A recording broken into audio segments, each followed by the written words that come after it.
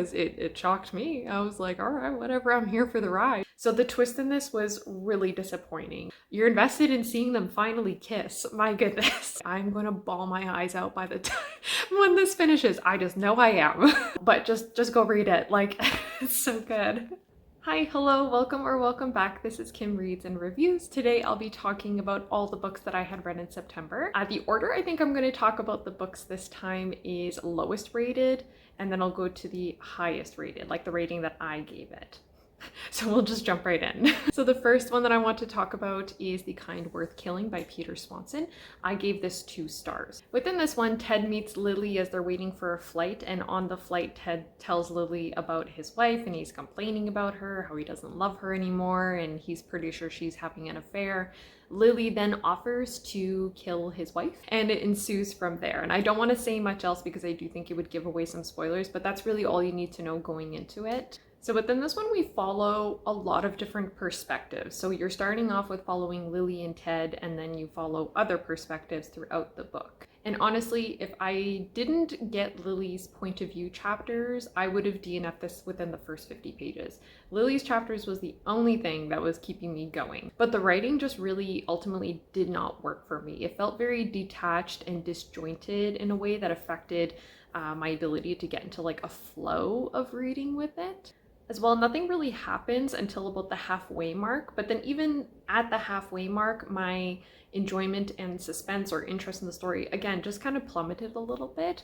It was like, oh, that's interesting, and then it just kind of went right back down. But before that halfway point with that kind of somewhat of a twist, there was a lot of useless information provided to the reader that I don't think attributed to the mystery or the suspense of the story at all. If anything, it interfered with my ability to feel kind of suspensed by everything that was going on and wanting to keep reading. I was like, hey, how is this relevant to the story? Is this information I need to know, need to remember? And turns out it wasn't either of those things. It ultimately just could not keep my interest, and it felt like a chore to read at some point. So I DNF'd it, I think, at the 60% mark. I just was no longer interested in it. Next is The Writing Retreat by Julia Bartz. I gave this 2 stars. Again, another kind of disappointing read. I was pretty excited about this one going in. Essentially, we're following Alex as she goes on this writing retreat to Rosa Vallow, who is an author that she idolizes and absolutely loves. And her ex-best friend is also going along on the writing retreat as well. Within the retreat, Rosa tells them that by the end of it, she'll kind of select one book that the guests have written to get a big publishing deal, and they'll work alongside her to kind of publish that book and everything. And basically it's a once-in-a-lifetime opportunity. So it's kind of like a competition aspect as well within it. But then you also slowly kind of discover why Ren and Alex are no longer best friends. That slowly gets kind of discovered to the reader throughout. However, during their stay, one of the other guests, one of the writers, vanishes during a winter storm. And then they kind of discover that this retreat is not all that it is cracked up to be. The first half of this really piqued my interest and held it for a long time. The writing worked for me, the setup was working for me. I was interested in seeing what was going to happen, get to know the characters, what their deal was, and nothing happens until about the halfway mark. So it's a bit of a slower kind of burn a bit, but it worked for me. Like, I wasn't consciously realizing like, oh, nothing's happening in this plot. Like, I wasn't getting impatient. Like, I was liking the information that was being revealed to me in the first half at the pace that it was. But when the writer goes missing in the storm, that's when the plot really kind of progresses and takes off, and the mystery aspect of it goes from there. There were definitely some surprising aspects of this book that I was not expecting, some very kind of sexual and sensual aspects, which I wasn't expecting in my thriller that I picked up. So I was like, oh, okay. Know that going into it, I suppose, because it shocked me. I was like, all right, whatever, I'm here for the ride, but it was surprising. So the twist itself, I liked. Like, I liked that. But the execution of that twist, I really didn't enjoy, and that was about the last third of the book. It really affected my enjoyment of it. I don't really like it when we're kind of getting like this villainous smugness kind of perspective throughout. It wasn't what I wanted from it, and I don't know, I enjoyed everything else about the book, but that ending really just disrupted everything. I did also find this a little bit predictable. I was hoping that the aspects of it that were kind of revealed throughout the hints were red herrings. I always appreciate good red herrings in my mysteries, and unfortunately they were not red herrings. I was also hoping for it to be a little bit more atmospheric than what it was. You know, we're following a band of characters as they're at this isolated estate, at this famous writer's kind of mansion or estate, and a winter storm comes, and then one of them goes missing in the winter storm. And I just didn't really get that kind of cold, isolated, dreary kind of feeling throughout it. I also read Insomnia by Sarah Pinborough. I gave this 2.75 stars. I listened to it on audio, which I think was the good choice in this scenario. The audiobook is very good.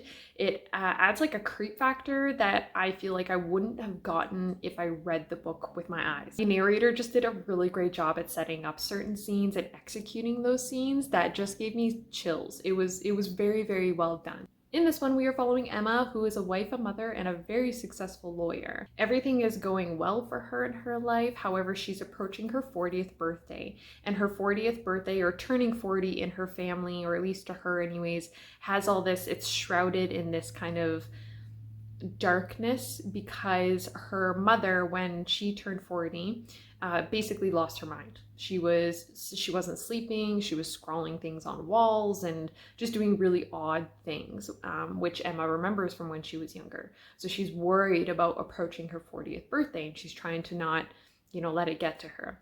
But Emma starts to not be able to sleep, just like her mother did leading up to her birthday. Weird things start happening and ensuing from there. So the twist in this was really disappointing. I thought that it loosely explained everything. I didn't feel that it was a satisfying twist for what was going on in the story.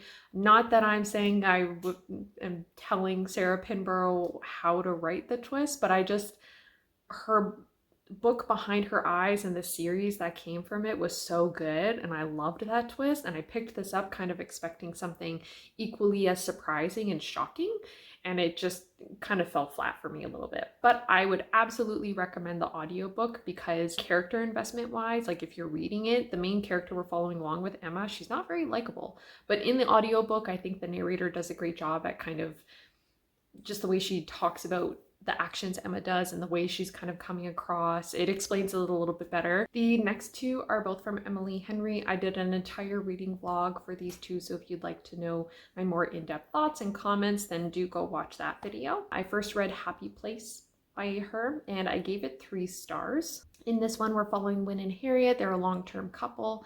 They go to their friend's cabin for the summer, and they basically are not being very honest with their friends about their breakup. And the one thing I really did like about this book was the exploration and discussions around grief and how it affects somebody and how they show up in their day-to-day life and how it can be so disruptive and life-altering. And I really liked the way that was talked about and portrayed. My investment in the romance itself was pretty low. I think this was a case of a lot of characters and not a lot of depth for each character.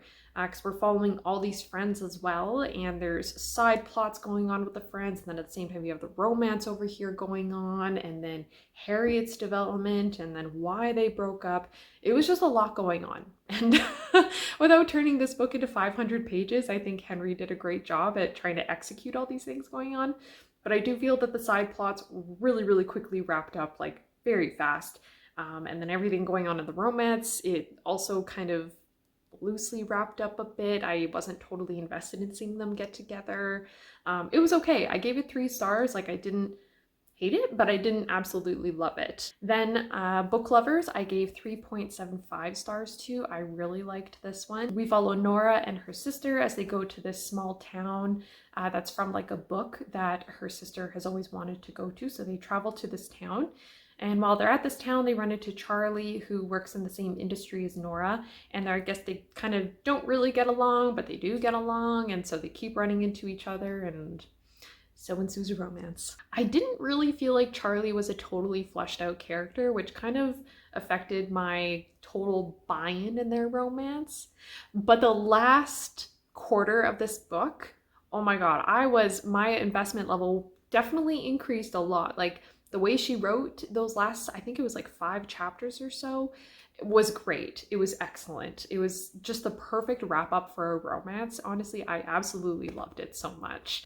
The thing I found out from reading both of Emily Henry's books here is that I really like her writing, and it flows really well. It keeps my attention.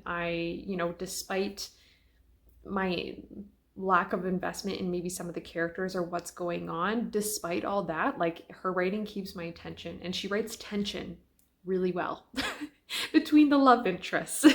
Even if you're not invested in seeing them get together, you're invested in seeing them finally kiss. My goodness.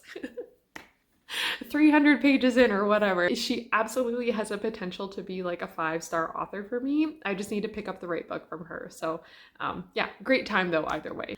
All right, so Father of the Rain by Lily King. This is 5 stars for me. I absolutely loved it. I should knock on wood before I say this. I think Lily King is going to be one of my favorite authors. She's very quickly becoming an auto-buy author for me. Within this one, we are following Daly, and this book spans 3 decades, but don't let that intimidate you. It's not super long. I think it's like 350 pages, like very standard. So the synopsis online for this book is extremely long, but all you need to know going into this is, yes, that it spans 3 decades, but you're following along with Daly and her father. Her father has a pretty bad drinking problem, and he is fairly bigoted.